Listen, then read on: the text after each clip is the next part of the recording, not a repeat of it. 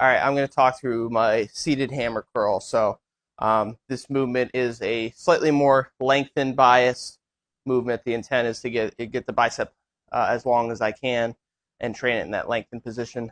Using a hammer curl here, I do like to have at least one hammer curl variation in rotation at all times to make sure I'm getting some stimulus for the brachialis.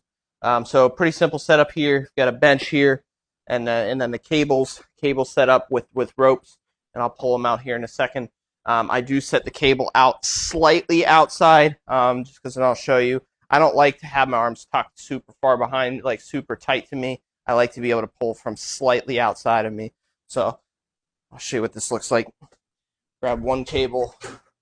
What I do here is just grab it like this, kind of wrap it, and then grab the other side. So with this setup, you'll see I'll just sit back into the bench, and then in the bottom position, it's not racking. I think I'm real close to the rack, right?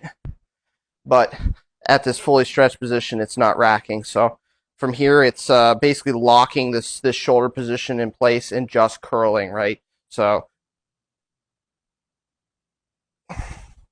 nice long bicep stretch. I kind of like to hold here for a split second and then coming up. Like I said, I don't like to have my shoulder position move. That nice position with the shoulder behind me to get the nice bicep nice and long. And yeah, that's my hammer curl setup here.